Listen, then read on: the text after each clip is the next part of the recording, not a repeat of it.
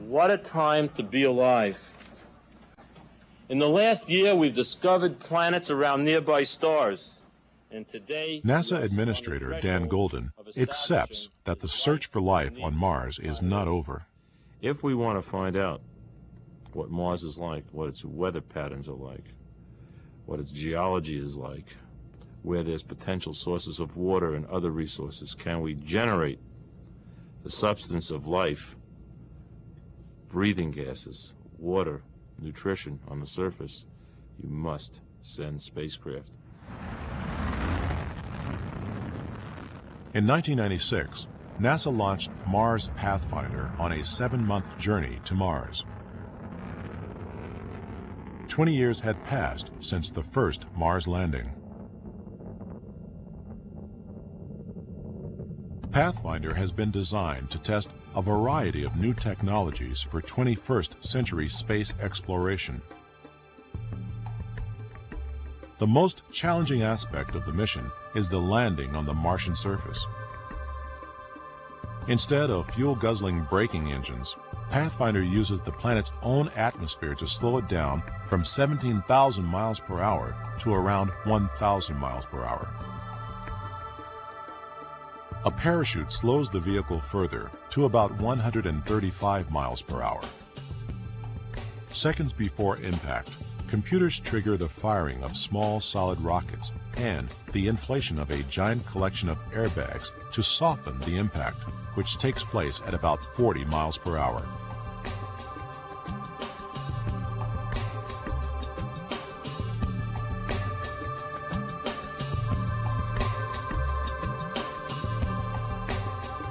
In the light of a Martian day, a solar-powered robot explorer roams an ancient floodplain, collecting samples in the continued search for past or present life. When we go to a place like Mars and we ask the question, if we were going to look for evidence of an ancient biosphere on Mars, where would we go to look? Well, it would be an environment like this. So by studying these places and understanding the processes by which this biological information is captured, we're in a much better position to address those issues on Mars. We know first of all, what kind of targets to look for, so that when we send landed missions there, we'll know where to go. Secondly, we know better how to interpret the information contained in those rocks when we bring samples back from Mars. So this is really a good training ground, really, for sample return missions for Mars. If Mars has ancient salt deposits, scientists might be able to revive some sleeping Martians. Bolby Salt Mine in the north of England provides an example of how it might work. Microbiologist William Grant is about to tour a saline cemetery for microorganisms. Bolby Mine is all that remains of an ancient lake. It's one of the deepest mines in the world, also one of the hottest.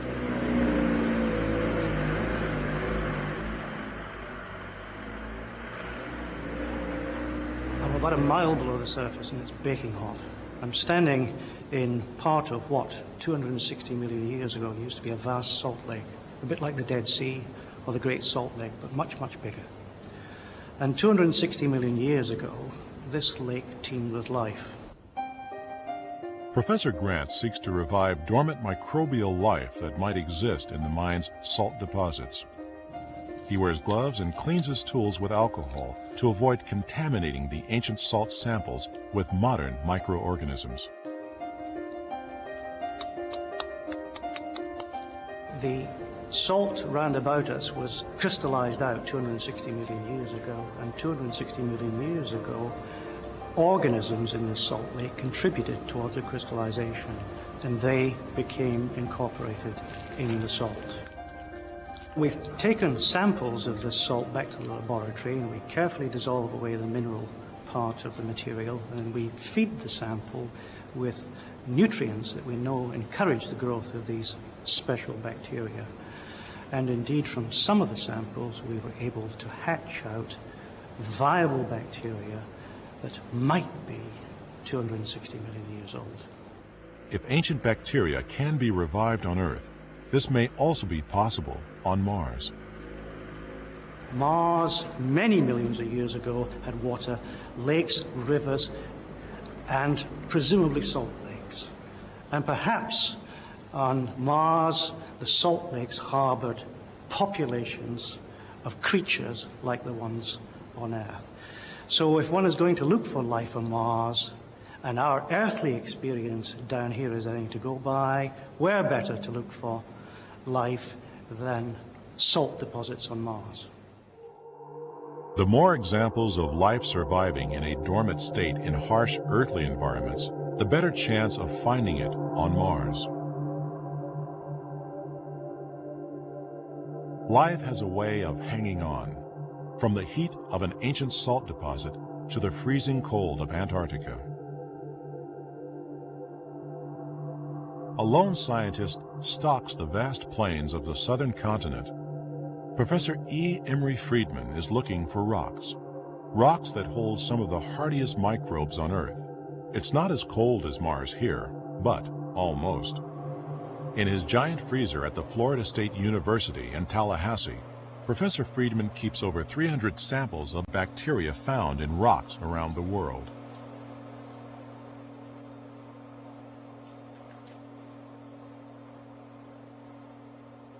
The bacteria are removed from rock in his laboratory. We collected this rock in the Antarctic desert, and this is a rock which is colonized by microorganisms.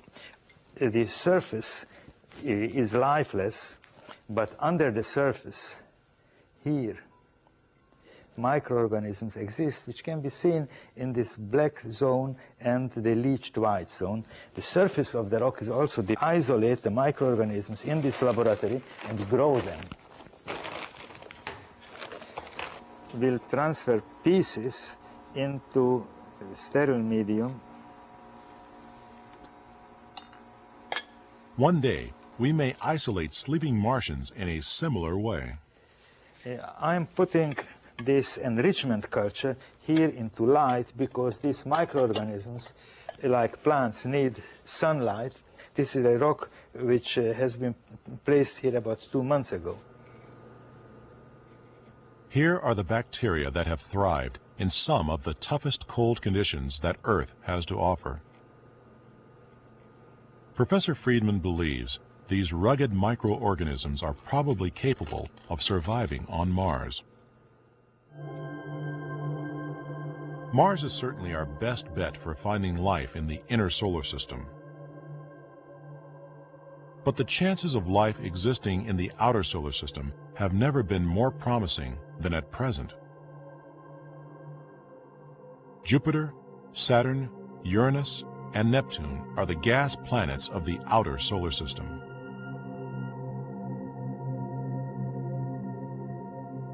In Massachusetts at MIT, Heidi Hamel has investigated the unforgiving environments of the gas giants. She is not optimistic about finding life on the planets themselves. Even though those planets do get somewhat warm deep inside them, at the pressures and temperatures of the outermost clouds, they're just too cold. They're too cold, and it's too dark. There's just not enough sunlight there. There's no liquid water, and that's what we'd need to sustain life. So it's not likely. Artists and science fiction writers may imagine that there are weird jellyfish floating around Jupiter, but it's most unlikely. Freezing Pluto, on the other hand, is a world of rock and ice, not a ball of gas like the 4 giant planets. The outermost planet, Pluto, is certainly too cold and dark to be a serious candidate for finding life. There are nearly 60 moons in the outer solar system. Research so far shows that most of them are inhospitable to life as we know it, but there are 2 exceptions. One is Titan, Saturn's largest moon. In November 2004, the Huygens probe will parachute through the clouds of Titan. It could splash down in a bitterly cold ocean, or a lake of liquid hydrocarbons, or even on a solid surface. Titan is like a frozen early Earth.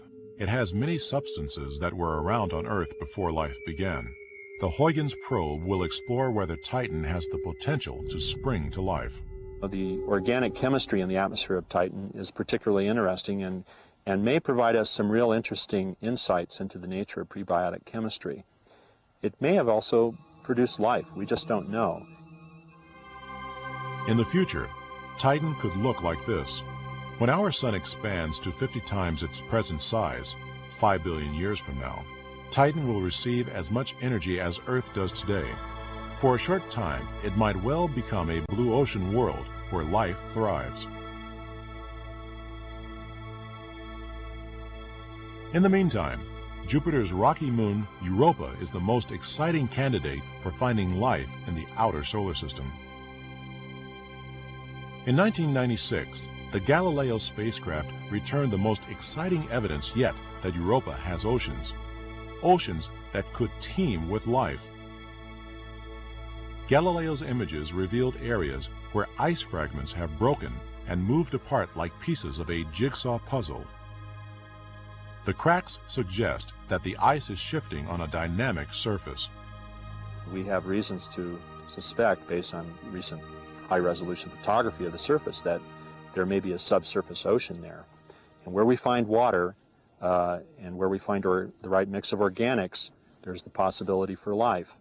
So we have to entertain the idea then that Europa could provide in this subsurface ocean environment a habitat that would be clement for life and where life could have originated. I don't know whether we'll find life beyond single cell.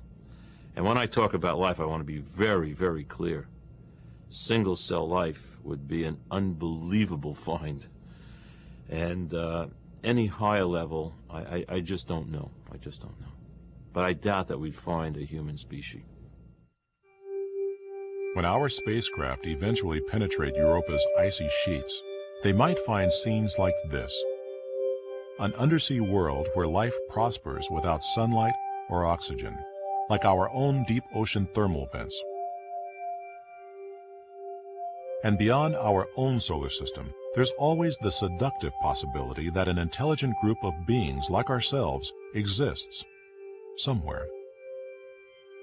After all, our sun is one of billions of stars that shine in the universe, a universe that contains all the elements found in life on Earth. A distant star could be the sun of another civilization. Could aliens have paid us a visit already, maybe eons ago? It's always possible that there is something we haven't recognized that has been left here maybe a long time ago by an alien visitation. But in the absence of presenting me with that evidence, I see no reason to believe this. I really think it's such an expensive exercise to physically travel from one star system to another. I can't imagine the motivation of any alien species that would do it. Humankind has explored the solar system, but we lack the technology to send man or robotic missions to another planetary system. But we've certainly left evidence of our own existence. The trail of debris from our space missions, like Hansel and Gretel's breadcrumbs in the forest, may one day mark the way for an alien group looking for us. Life probably does exist elsewhere in the universe, but probably not sufficiently frequently in the universe for us ever to be likely to meet it. So that would be my guess, is that life is present elsewhere in the universe, but is probably so spaced out that we may never know about it. Out there, way out there, in other galaxies. What is the likelihood? The president of the SETI Institute has developed a complicated equation to actually figure the odds. It's called the Drake equation. It's based upon things we do know about the universe and other things we can make educated guesses about. Things like how often new stars form, how many stars have planets, how many planets have life, the chance of that life developing intelligence, the chances that intelligence will lead to technology, how likely that technology will destroy those who invented it.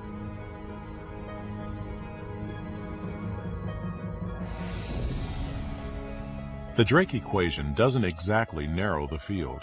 Depending on the variables, the number of intelligent civilizations could be 0, or 1 billion, or any number in between. Richard Dawkins thinks the last factor in the equation might explain why the heavens are so silent. It's been rather pessimistically suggested that when a civilization anywhere in the universe becomes advanced enough to, say, develop radio telescopes or the ability to communicate by radio over vast distances, that level of technology almost inevitably is close to destroying itself by atom bombs or similar weapons of mass destruction. Now, if this is true, it could be an answer to the question, why haven't we heard from other forms of life? It's also possible that an intelligent civilization might have more in common with our machines than ourselves. A really advanced civilization might have gone beyond biology to develop machine intelligence. Machine intelligence could spread throughout the galaxy a lot more easily than biology could. So it may be that if we pick up a signal, it's not from biology at all, it's from a machine, a thinking machine. If thinking machines populate another world, they may have evolved not from carbon molecules as we did, but from silicon, the same kind of silicon that's the basis of computer technology. Silicon is not all that different to carbon. Just possibly you could imagine a kind of fantasy science fiction life which was not carbon-based but silicon-based. But you don't have to go to silicon. You could have other kinds of carbon-based organic life which would be very, very different from life on this planet as we know it and still be living. To stand a chance of supporting carbon-based life, there must be water. Water is essential to life as we know it. We have no evidence that life could exist on another moon or planet without water. As new moons and planets are discovered, there are bursts of hope that some life other than life familiar to us is out there. 1995 saw great excitement when a brand new planet was detected. 2 Swiss astronomers spotted the planet beyond our own solar system. For the first time, a planet had been found orbiting another star. Within a year of this discovery, more new planets were announced. This time, the glory belonged to 2 American astronomers using the Lick telescope in San Francisco. It was this great instrument that caught the light from a distant star and showed the world that planetary systems may be common. The planet finders were Jeff Marcy and Paul Butler, and no one was as surprised about it as they were. When Jeff first suggested that we might find planets, it seemed like an outrageous idea, but still, it was, a lot more exciting than most anything else I could imagine. So I jumped at the chance to look for planets. I didn't know if it would ever work, and it's been a long, long struggle to get here. Garbage. Well, the way we look for planets is actually very easy. We can't see the planets orbiting other stars because the glare of the star is just simply too great. It wipes out the planet's light. But what we can do is look for the response of the star due to the gravitational pull by the orbiting planet. And so we watch to see if the stars wobble in space, and if they do wobble, we can infer the presence of the planet.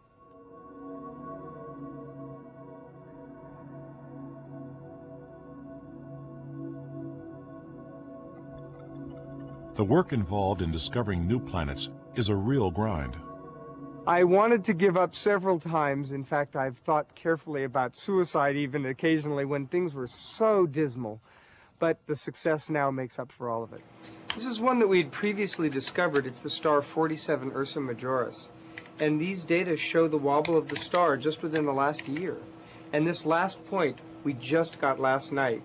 And you can see it fits right in line with all the other points.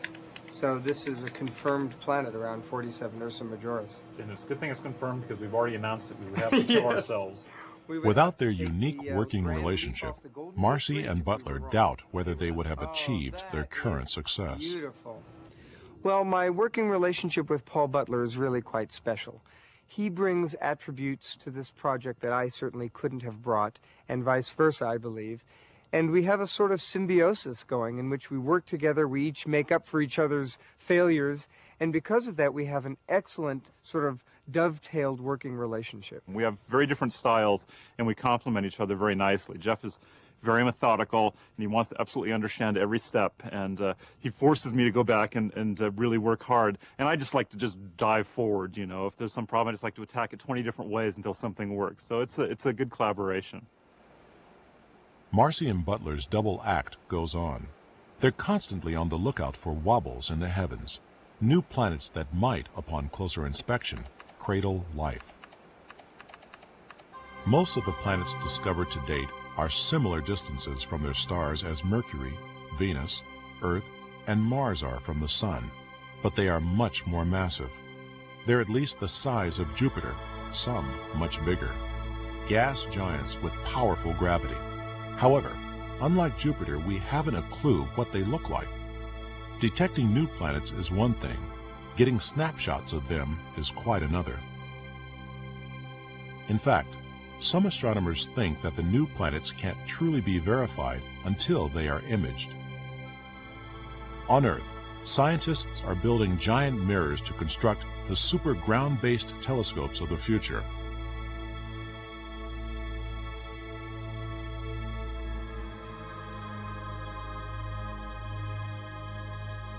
Telescopes will lead the search for snapshots of distant planets. Most astronomers believe the best images of new planets will come not from Earth, but from the skies, from a new generation of space telescopes. Astronomer and Hubble expert Chris Burrows. All of the new planets that people have found have been inferred indirectly. There have been no pictures of a new planet. But I'm very hopeful that in the next 10 years we're going to get pictures of planets around other stars, direct pictures. And of course with a picture you can tell so much more. You can start to see perhaps what the planet's made of, and you can follow it in its orbits. You can understand it in much more detail.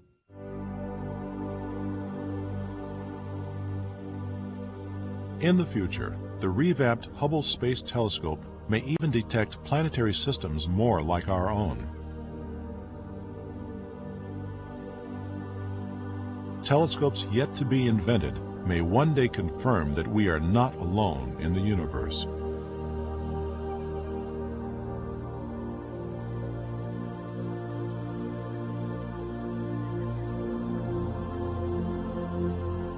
It is conceivable within the next 10 to 15 years that we could directly detect these Earth-sized planets that could have atmospheres, they could have oceans, we don't know. And we might also be able to sense their atmospheres from Earth with telescopes to see if there's water, carbon dioxide, and oxygen. And if we find carbon dioxide and oxygen, where the oxygen is in much greater abundance than the carbon dioxide, we will then speculate that photosynthesis takes place. That's the process on Earth where trees and leaves convert carbon dioxide to oxygen, and then we could really begin to think there could be life. But right now, we don't even know if there's an Earth-sized planet around the star other than our own.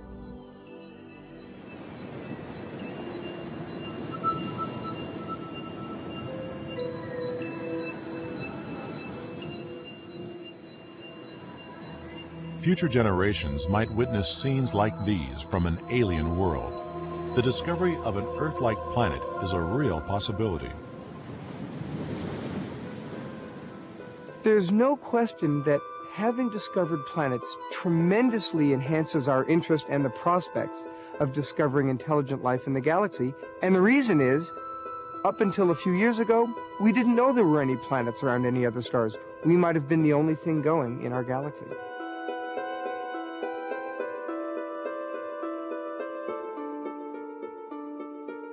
Today, Earth is still the only place where we know for sure that life exists. Humankind has the only intelligent civilization that we know about. But there could be life out there. The mounting evidence motivates scientists to keep searching. Are we alone? I rather doubt it. If we are, that would be almost more fascinating to me. And so I'm eager to continue the search, and even if it's the lowly microbe that we find as our our cohort in the cosmos, I'll be satisfied. Perhaps these are the fingerprints of a simple life form. Perhaps not. Mars holds out the most hope in the solar system, but then there are more than 100 billion stars in our galaxy, and there are countless galaxies. If it could be shown beyond doubt that life evolved somewhere, anywhere other than our own home planet, then life on Earth would never be the same again.